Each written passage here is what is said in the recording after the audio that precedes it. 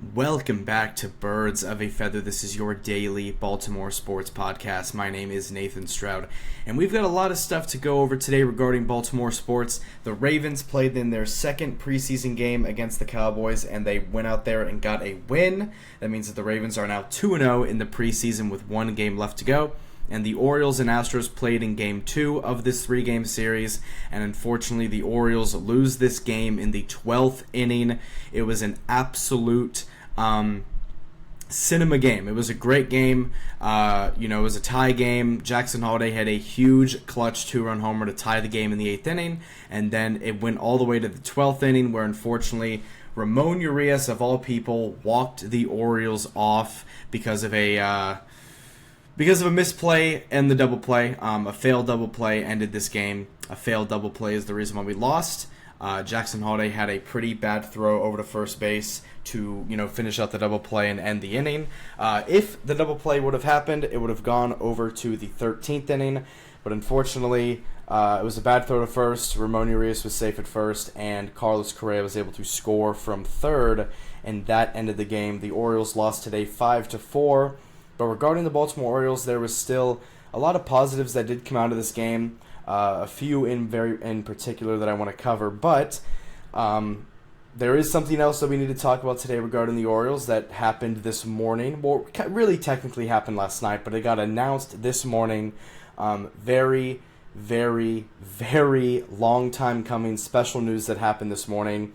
And that was that Dylan Beavers has officially been called up to the show.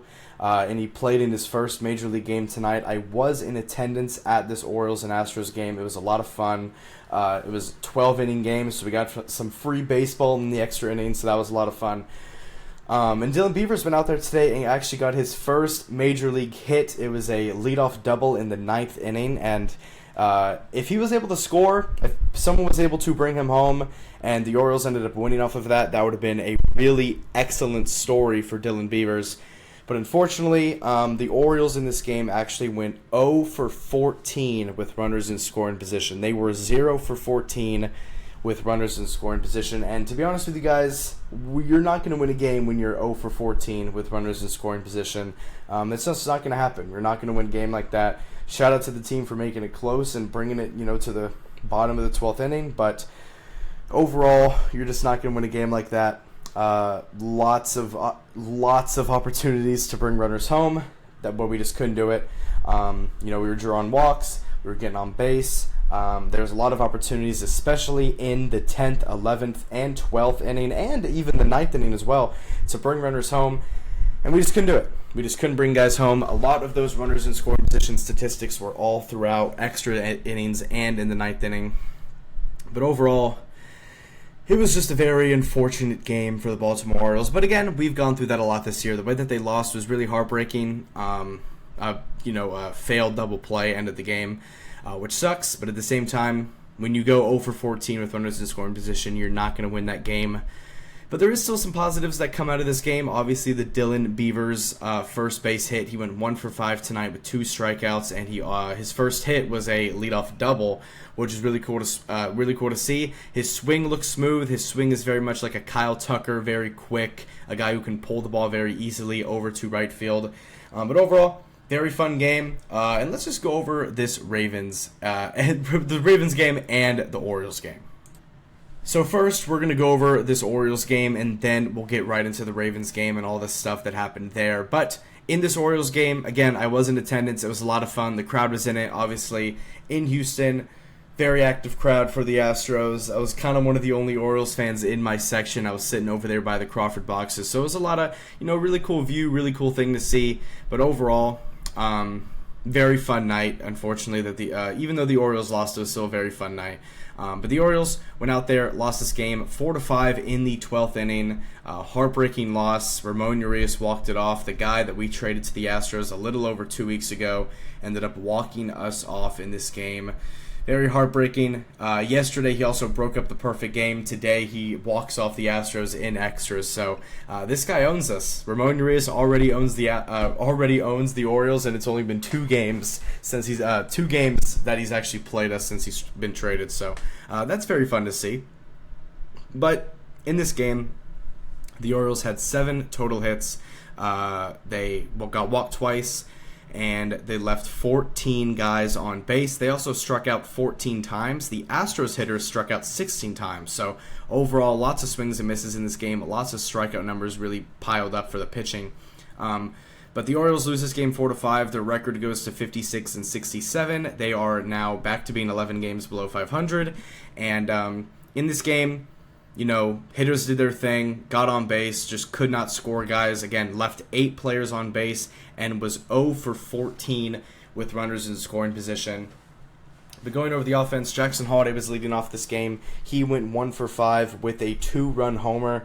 And for as much as people want to kind of discredit Jackson Holliday for the errant throw to first base, we were trying to complete the double play. We got the out at second. We were throwing to first. It was an off throw to Kobe Mayo. Got by him. Jackson Holliday was at fault for that. But Jackson Holliday he was the only reason why this game even went 2 extra innings. He had a very clutch 2-run bomb in the 8th inning. And again, he overall had a solid game. I understand the defensive error, the defensive struggle, but he did make up for that by even making the game winnable in extra innings. He brought this game to extras pretty much. He hit the 2-run homer in the 8th inning to make this game go longer and to give the Orioles a chance to win. We were down by 2. We were down 4-2 in the 8th inning. Jackson Holliday hit a 2-run homer to make it 4-4. And then, unfortunately, the Orioles lost later on in the game in extras to the Astros, 5-4. But Jackson Holliday 1 for 5 with 2 RBIs with these 2-run home run. Jordan Westburg went 1 for 5. Gunnar Henderson went 0 for 4. Adley Rutschman went 0 for 5. Ryan Mountcastle went 1 for 4. Dylan Beavers, in his major league debut, went 1 for 5 with 2 strikeouts. Kobe Mayo didn't get a hit. He was 0 for 5. But he did have a great defensive play at first base in this game. He picked up a bunt and threw it home. It was an incredible play, an absolutely incredible play by Kobe Mayo, a very heads-up play. And it really did save this game. And there was a lot of great defensive plays made by the Orioles in this game in extra innings, other than the last one. That play by Kobe Mayo was excellent. We'll go over the pitching in a second.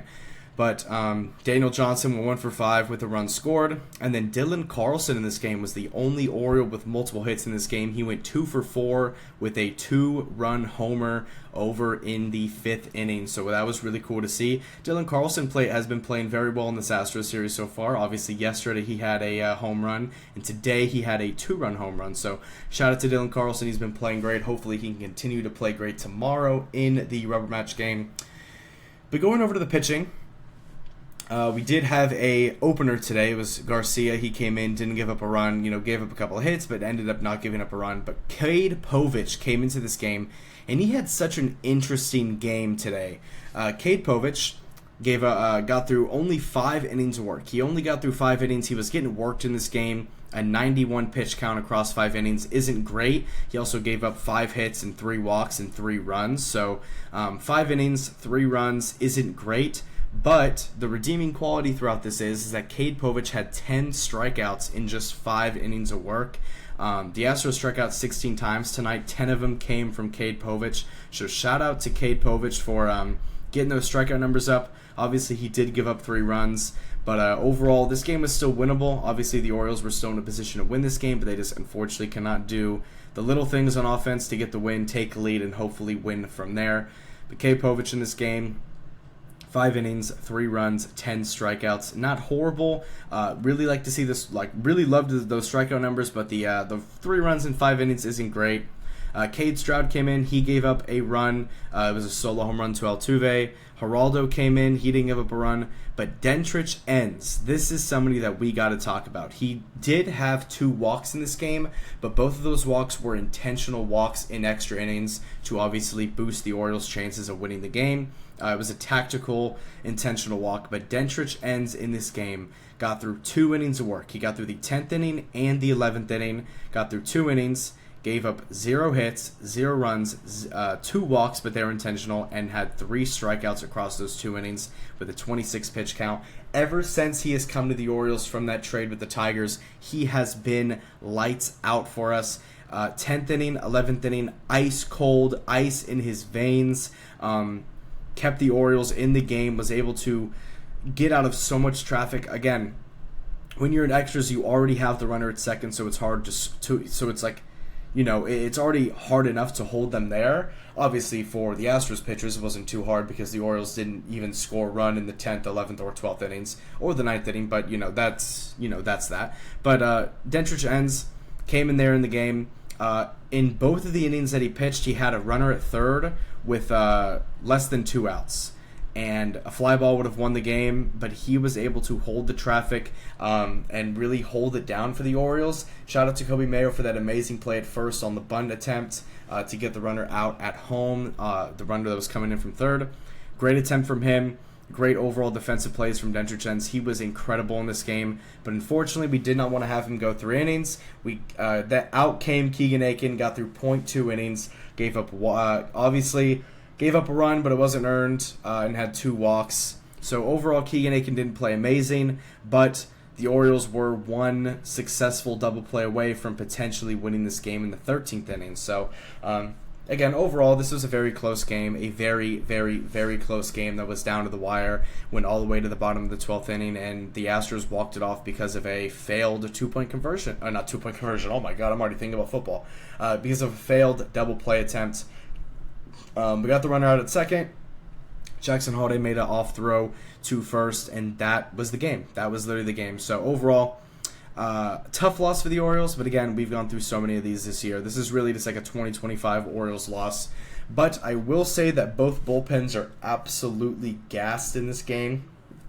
The Astros used a total of 7 pitchers tonight. The Orioles used 7 pitchers as well. So both teams' bullpens are pretty gassed. But going into Game 3 tomorrow is the rubber match of this 3-game series. We do play the Astros in a series next week. Next Thursday, Friday, Saturday, Sunday we play them. But for this series in particular, tomorrow it is going to be Dean Kramer versus Christian Javier.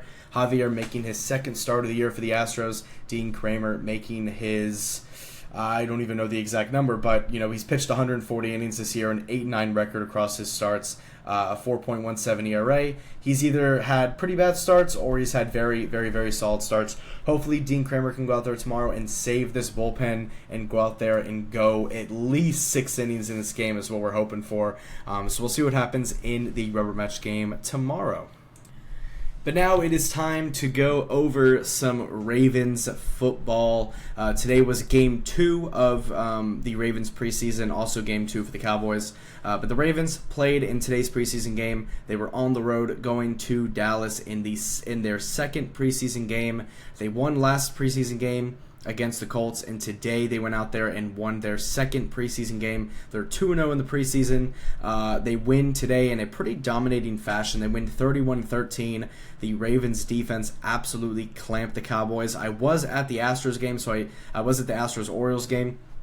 So I didn't really get to see all of this game, but I did, before I recorded this episode, did go back and see all what happened. But if we look at the box score here, the Ravens won this game 31-13, a very dominant win for the Ravens. The offense did its thing. The defense also did its thing. And from what I do know, Cooper Rush did throw a pick 6, I think, to Andrew Booth, so that happened. This was supposed to be Cooper Rush's revenge game, I guess, coming back to Dallas, which was his former team that we signed him from.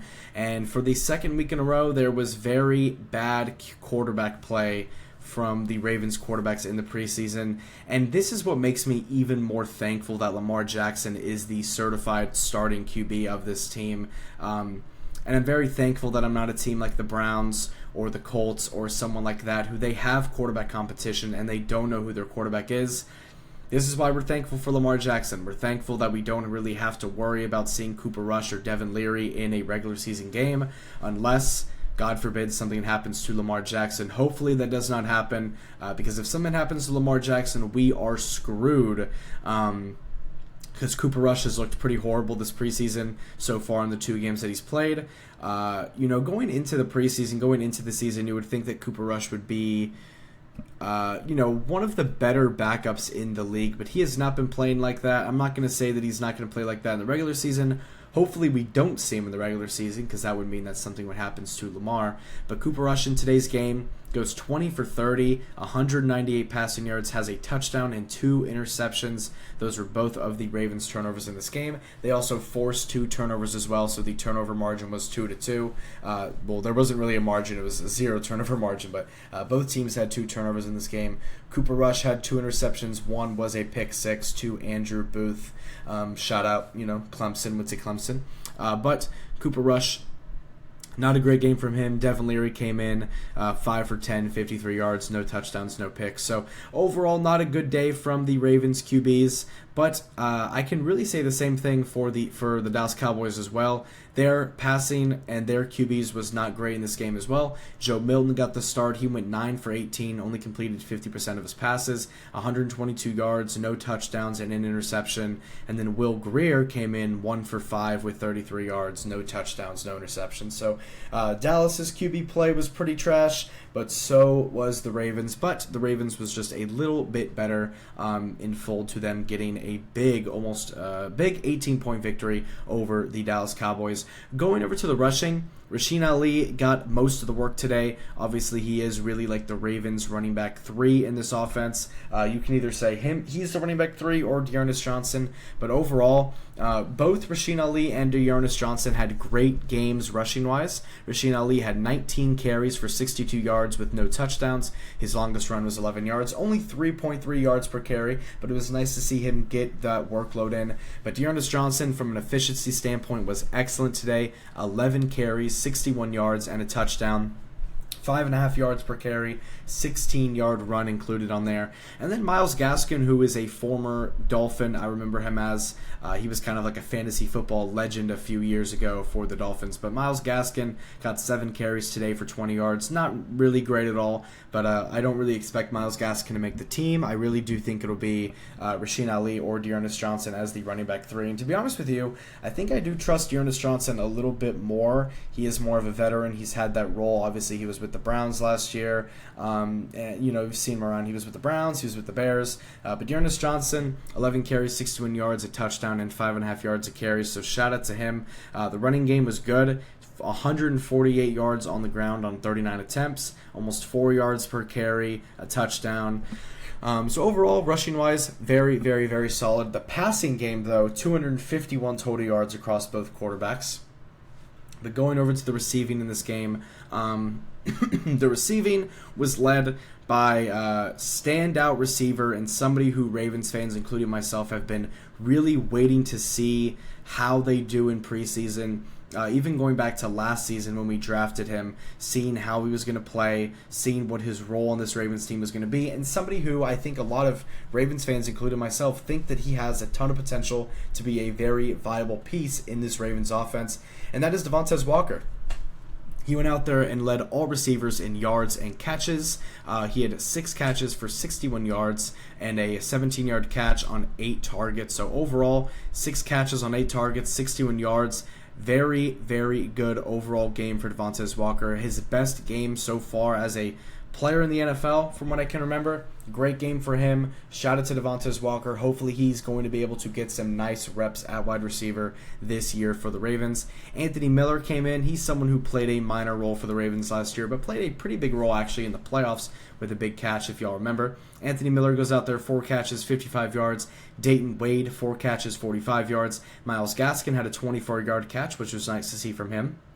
A little receiving back action for him. Charlie Kolar had 3 targets, caught all 3 of them for 20 yards. Charlie Kolar right now is the tight end 2 for the Ravens, behind Mark Andrews with the Isaiah Likely injury. And he's someone that Lamar Jackson has even talked a lot about going back to their joint practice against the Colts when all the starters were out there for both teams. When Lamar Jackson was out there, he was talking very highly about Charlie Kolar. He was targeting him a lot. But we know that Lamar Jackson loves to throw to his tight ends. Obviously, he's got Andrews, he's got Likely, and he's also got Charlie Kolar, who played a pretty big role last year in terms of blocking, and also just someone to be reliable for as well. Baylor Cupp, caught 2 catches for 13 yards. Zaire Mitchell-Patton caught one pass for 11 yards. Rasheen Ali had a 10-yard catch. Dearness Johnson had a 6-yard catch. Scotty Washington Malik Cunningham and LeJohntay Wester all played as well. Unfortunately, Cunningham and Wester did not get a catch. LeJohntay Wester had a pretty... sorry for the coughs, by the way. LeJohntay Wester had a pretty down game today, I would say. 4 targets, 0 catches, 0 yards for LeJohntay Wester. Somebody who last week had a pretty good game receiving-wise and also had the kickoff return touchdown. So overall, not a great game for LeJohntay Wester. A lot of Ravens fans, including myself, were really looking forward to him possibly coming out there today and just playing great like he did last week. But unfortunately, did not catch a pass today on 4 targets. Hopefully in next week's final preseason game, he can go out there and show once and for all his worth to this team. And then Keith Kirkwood in this game is someone that I talked about a little bit during Ravens training camp and, some clips that we were seeing, is that Keith Kirkwood was a target that Lamar Jackson loved to throw to. And in this game, he didn't get a pass from Lamar, obviously, but he did get 1 catch, 1 yard, 1 touchdown. It was a goal line touchdown catch that Cooper Rush threw. Shout out to Keith Kirkwood. He's a bigger guy. He's someone that I think can actually have a role on the Ravens this season. From what Lamar Jackson was saying about him, he had a lot of nice words to say. So shout out to Keith Kirkwood in this game. And going over to the defense in this game, Jay Higgins was somebody who last week for the Ravens had an interception last week against the Colts, but he's somebody who was somebody that was really to look forward to in this game. And he went out there and did not disappoint. Last week he had an interception. This week he had 6 tackles, 3 solo tackles. He had a sack, tackle for loss, and a QB hit, obviously from the sack. So last week he had an interception. Today he had a sack with 6 tackles. Shout out to Jay Higgins for really showing out in this preseason. Some other names I want to go over. Teddy Buchanan, he is someone that we drafted this year in the draft. He had 4 tackles today. It was Adisa Isaac. He actually dislocated his shoulder, so he's going to be out for a few weeks. He's not somebody that necessarily had a crazy big role on this Ravens defense, but it does suck to see another injury happen for the Ravens to one of their, cut candidate guys. And then also in this game, Mike Green was out there, did not get a lot of snaps as well, but on one of the interceptions that happened today, really on the only interception that happened today for the Cowboys, Mike Green was coming off the edge and he almost got to the QB. So Mike Green looks great once again, did his thing. Shout out to Mike Green for just doing his thing on the football field. He's been great in these 2 preseason games. He hasn't gotten a ton of snaps, haven't gotten a ton of reps, but he has looked like a monster out there on the field. Also, Malachi Starks didn't get a lot of snaps, but he went out there. He got a tackle. Shout out to him. But overall, this Ravens defense did its thing. We go over to the interceptions. Ruben Lowry went out there and actually got the interception today for the Ravens, so shout out to him. And then also they recovered a fumble from Kamon Rucker. So 2 total turnovers for the Dallas Cowboys that the Ravens were able to recover and do something about. And overall, 31 points for this Ravens team, a 31-13 victory over the Dallas Cowboys in Game 2 of the preseason. And also, one more thing before we move on to the end of this video. I do want to highlight one of the biggest things that happened in this game, which was actually Tyler Loop, who went out there today and attempted 6 field goals in Dallas on the road. He attempted 6 field goals. He made 5 of them. Obviously, an 83.3%. You'll take that all day.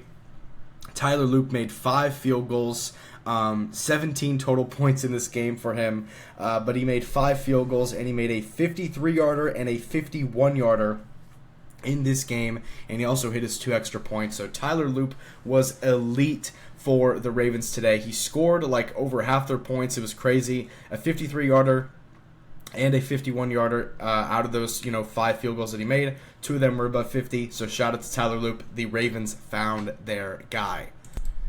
But that's going to be it for this episode of Birds of a Feather. If you like this content, make sure to subscribe on YouTube and follow up on Spotify. And make sure to click the link in the bio of whatever platform you're listening on to follow the Instagram, follow the Twitter. I'm posting updates daily on anything going on Baltimore sports related on my Twitter, live reactions to everything, live game updates, so make sure to give that a follow. Also, make sure to give the Instagram a follow as well. I appreciate you guys so much. I appreciate all the support. I'll have an episode up sometime tomorrow talking about Orioles Astros Game 3. And I'll see you guys in the next one. Go O's, go Ravens, and I'll see y'all later. Peace out.